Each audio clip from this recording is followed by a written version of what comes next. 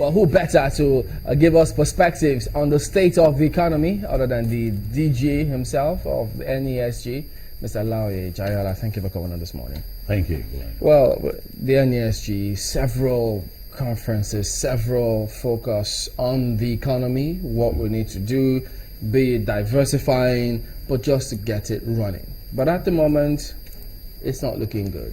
One wonders, you must be having a headache in terms of, you've spoken about this several times, but what, in your perspective, you think we're getting wrong?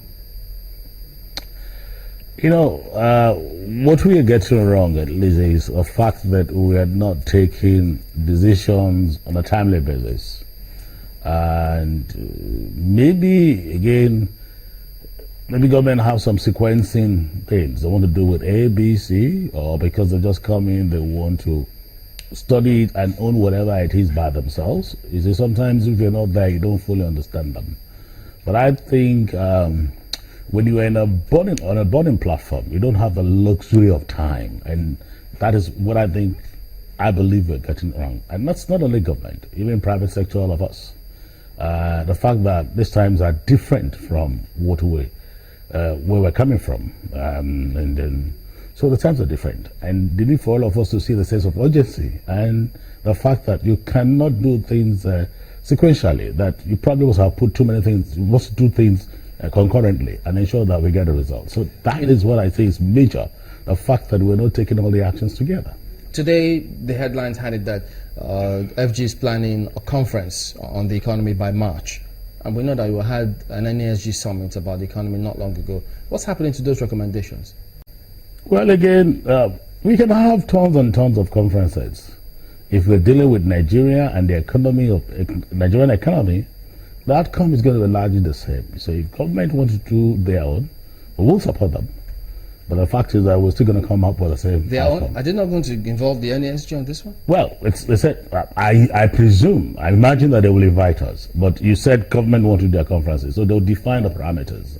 But we're willing and not very ready to support. But again, if you're dealing with the problem of Nigeria, the issues are clear. And the solution is clear. New. I don't think there's anything, they're not going to find anything new, except there are information that they have that we don't have. Again, I always give you the fact that when you're in government, the fact that you say it, I mean, you might imagine that, okay, the problem is ABC, but in looking at it, it might be deeper than that. Maybe they'll bring new information to the table, and in the light of those information, maybe we then will have to act more rapidly than we're doing. But do a conference about Nigeria, the problem of Nigeria is the same. The structure of our economy is weak. Tough decisions need to be taken, and need to be taken very quickly. You know, Chamberlain started by asking you if you're worried, if you have a headache getting to see what exactly is happening. I recall I asked you specifically in the last summit, all the talk shop, the summit, the recommendation, government also participate, and the outcome, what happens thereafter. Looking at what we've seen over time, and first we talked about looking at different sectors which your summit had focused in over the years, education, agriculture. Now we're going back to almost all the recommendations that have emanated from the summit. Doesn't it worry you that now we're in this mess and we're trying to go back to the things we already know? It worries us, and it should worry everybody. But again, sometimes when this discussion is done in the public sphere, we don't handle it properly. And I think people don't appreciate what the issues are.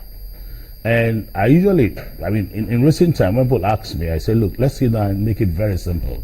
Let's stop talking tough economics. I mean, imagine yourself walking to office tomorrow, and suddenly you get a letter saying, look, you're not going to go home with a third of what you earn. Now, as a reality, you got to decide, what am I going to do? I'm not earning a third of what I used to earn. What should I do? First, rationally, everybody will sit there and say, look, where are my expenses? What do I need to cut off? Now, you've gone to a point that there are some expenses that you cannot cut off. So, you cut off the ones that need to be removed and then stick to what you must do. But you find out that a third, that 1/3, cannot take care of what is left. So you ask yourself the next question, how do I cover the gap? If you're lucky that you've had savings in time past, you can draw down your savings. In case of Nigeria, we didn't do well with our savings. So we don't have savings to fall back on. The next thing you ask yourself is that, okay, fine, let me grow revenue. If you were growing those revenue before now, you probably won't have that problem. So you are not going to have immediate access to those revenue you want to grow. So it's going to take some medium times. So you then ask, so that short time between what I need and what I have. If you're lucky that you have assets, you probably want to sell those assets to cover your gap. If you just, when you don't have assets, you then go and borrow. And it's as simple as that. And that's, you can apply the same situation to the Nigerian situation. We have a cash flow problem. There's a gap between what we must spend and what we have. And there are many ways to approaching it. And the submission we made was very clear. Let's cut out those expenses. And you must give in to government. They're trying a lot with the TSA and some efficiency measures they're taking to make sure they cut spending. And that is a good job. And all the step towards dealing with corruption and co, good job. Now, that is still about cutting expenditure. The gap still exists. So if the gap still exists, draw your savings. I don't know whatever we have in our excess crude account, but it's almost gone. So we don't have savings. And so what do? And we then looked at the low-hanging fruits. Assets. The only asset we have that is major. I mean, we have many of those houses left, other assets featuring around that you can actually privatize. But you can go to our oil sector. And we said, take away subsidy. Look at some of our oil sector. We are owing on joint JVC cash calls. So why do we look at the structure and say, you know what? We can't even give this money for people to do the needed exploration. So why don't we change the agenda? Can we walk the LNG approach? A number of things like that, just to bring the money in the short run. And if there are gaps, we then can say what we borrow locally and outside.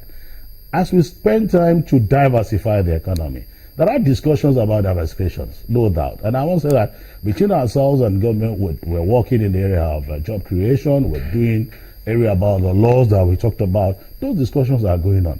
But those discussions can't give immediate cash.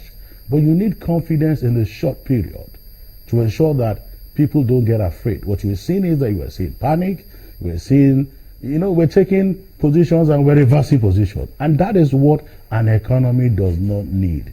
There is stability, there is certainty, and people must be sure that, look, we're on top of it.